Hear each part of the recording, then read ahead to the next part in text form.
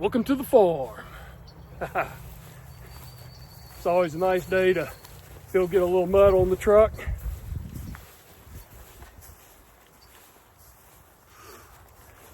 Can't show too low there.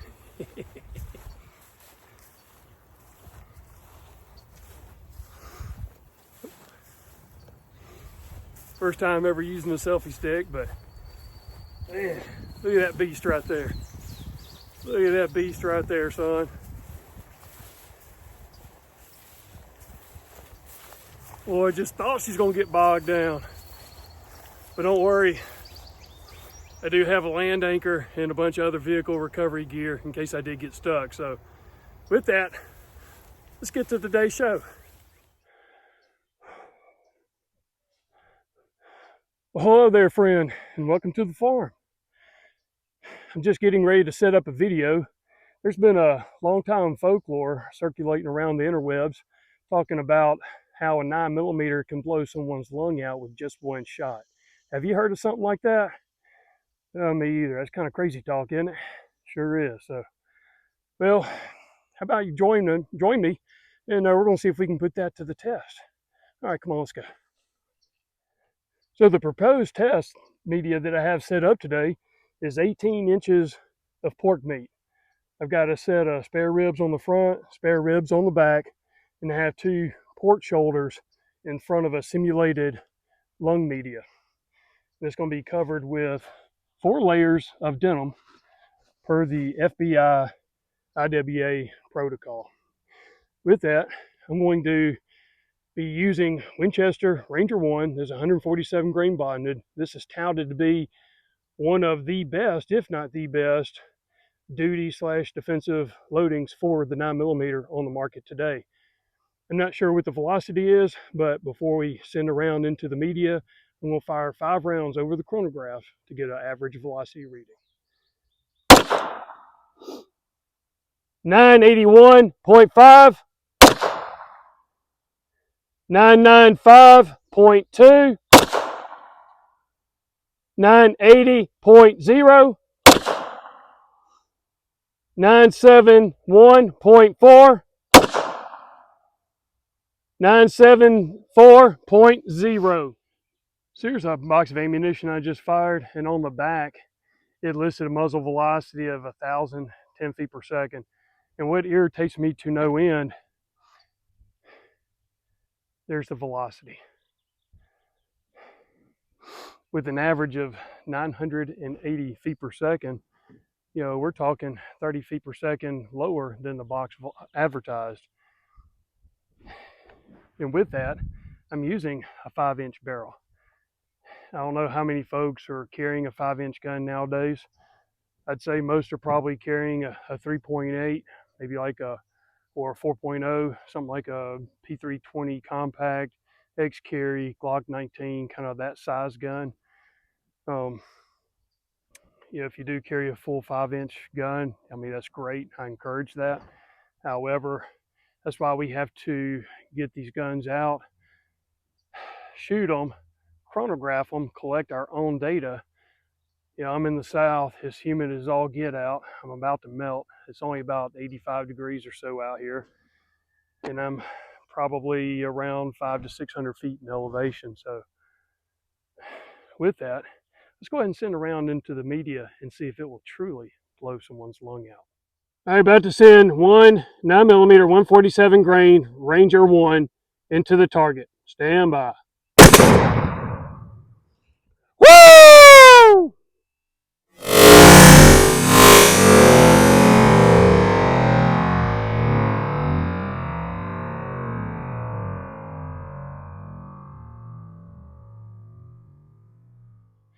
Okay, so I've got jokes. The last meat target was not engaged with the Winchester 9mm. It was in fact engaged with this Beretta M82A1 CQB with a 660 grain full metal jacket load. However, I do have another meat target, and I will shoot it with the Winchester Ranger 1 147 grain to see what it will do. At least maybe comparable or comparable to what the 50 BMG can do. Stand by. This is going to be a legitimate 9mm test. Interject real quick. While the 9mm, and specifically this particular loading from this particular firearm in this environment, while it will penetrate and it will get the job done, I'm just not impressed with it. It kind of reminds me of the old joke, what do you call the person who graduates at the bottom of his doctoral class? And the answer is doctor. So you could have something that is essentially the bare minimum, or you could step it up to a 10mm, or even a 9mm that has higher velocity to give you more tissue damage. Now that 1,010 feet per second that Winchester advertises, I'm not sure if that's from a submachine gun, maybe a 6-inch barrel. I would actually say probably longer than 6, maybe a 7 or 8-inch barrel. So that probably is getting into your PCC range. And to me, that's just unacceptable. Now, if you'd like to see me try and get some windshield or some kind of metal barrier, like automotive barrier, drop a comment below and I'll see if I can arrange that here in the future. But right now, honestly, I'm just not impressed with it. I think I saw better performance out of the HST, especially going a little bit faster. So with that, let me know what you think about it. I'm about to go ahead and drop the footage in now to let y'all see what's going on with it. And then after that, I'm going to do a simulated contact shot with this, much like, if you're being robbed up close or something like that and you're having to fend off somebody and actually do a contact shot, bang, bang, whatever. That's what I'm going to simulate. All right, so. I do have one round of Winchester 9mm loaded up, about to send into the target. Stand by.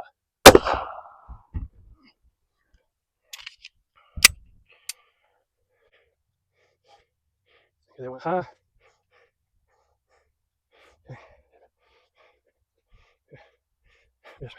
Here we go. We're going to reset. All right, got one round of Winchester Ranger loaded. Stand by.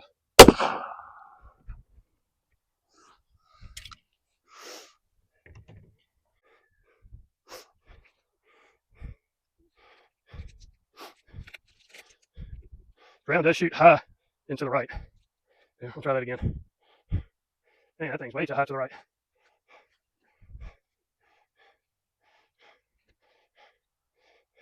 All right, shot number 3. We got to take this way down. I'm going to aim at the base of the wood.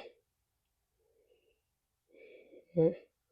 Winchester 147 grain into the meat target.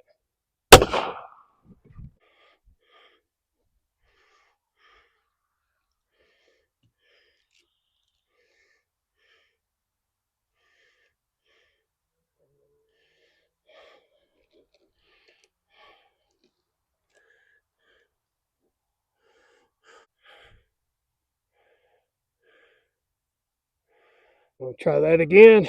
All right, got 2 rounds loaded up.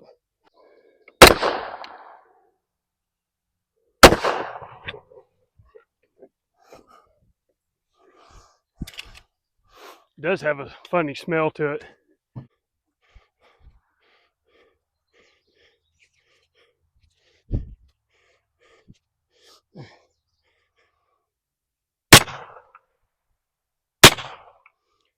Here's the exit wound from the first port shoulder on the back side. So the entrance wound, or the contact shots, was on the back side of this, and this is where the rounds came out. Now the meat is expanded out a little bit where I stuck my finger in there to feel for bone, and where the bullet hit bone, it shattered it. So you are getting some good penetration and all, but really the wound tracks, just not really what I expect them to be. And that's another reason why I stick to the 10mm. All right, so what did we learn today? Will a 9mm blow out somebody's lungs? Please let me know in the comment section below what your thoughts are so far. Also, I can tell you this much, in this heat and humidity, nobody's going to act a fool around here, especially if the protesters are from up north somewhere. It won't happen. They may come down here and, rant and rave for about an hour or two, but they sit out here in this sun and let their melon bake inside their skull for a while, they're going to think twice about it. So with that, if you do want to come down here and do something like that, just make sure you drink plenty of water, because as long as I've been out here, I've almost been through a gallon of water. So let's talk about the segment where I fired the 9mm at 15 yards into 2 pork shoulders. Here's one of the bullets I was able to recover, and it has good mushrooming, plenty of shank left. It looks like it has most likely 100% retention, weight retention. If not, it probably every bit of 98+%. Now for the contact shots, here's both bullets. They do have good expansion. You notice that they did expand a little bit further. There's a little bit less of the shank left. With that, I wonder at an average velocity of 980 feet per second, how much faster could these bullets go before they either mushroom all the way back, essentially flattening out, or maybe self-destructing. Honestly, the self-destruction part I don't see happening. Winchester makes a phenomenal bonded bullet. However, maybe it could flatten out. I would like to see it widen out some to give you a little bit more tissue damage. Honestly, I'm not going to waste the time of trying to go through all the meat and show you all the wound tracks. I took the time with the 380 because I think that was a little bit more pertinent. But with the 9mm, you're getting wound tracks, that size, maybe a little bit bigger. You are getting plenty of expansion. So, in where these are hitting bones, they're shattering the bones. So you can go with confidence that this is going to penetrate, break bones. But while this premium 9mm bullet is giving us expansion and penetration, it is breaking bones, it's just not giving us the tissue damage that we can get from a 10mm. And the cost between this 9mm and the 10mm is negligible. The recoil is, the 9mm is a softer shooting gun, and I am shooting a full-size Beretta, and that does help. And it also helps that you're shooting 147 grain at 980 feet per second, whereas I like to shoot a 180 grain 10mm at 1350 feet per second.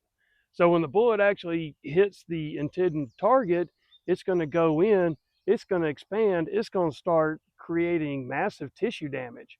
I don't want to just simply poke a hole and get to the vitals. I want to go in, expand, create as much tissue damage as a handgun possibly can, while still penetrating deep enough to get to those vitals and stopping the threat. So with that, I would like to see Winchester pick up the velocity of this particular loading a little bit. I like to see it be over 1,000 feet per second. The 1010 would be a nice velocity. It would put it par with the 147 grain from a shorter barrel.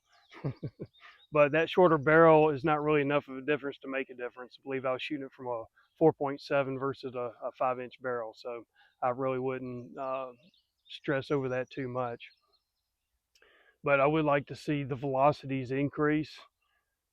Otherwise, I think as we move forward, we're going to start seeing more and more poor performance with the 9mm, and then people are going to want to start migrating back to the 40 and even the 10mm.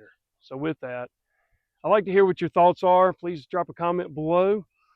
As always, stay safe, carry everywhere you can, get your guns out, train with them, see what they're going to do.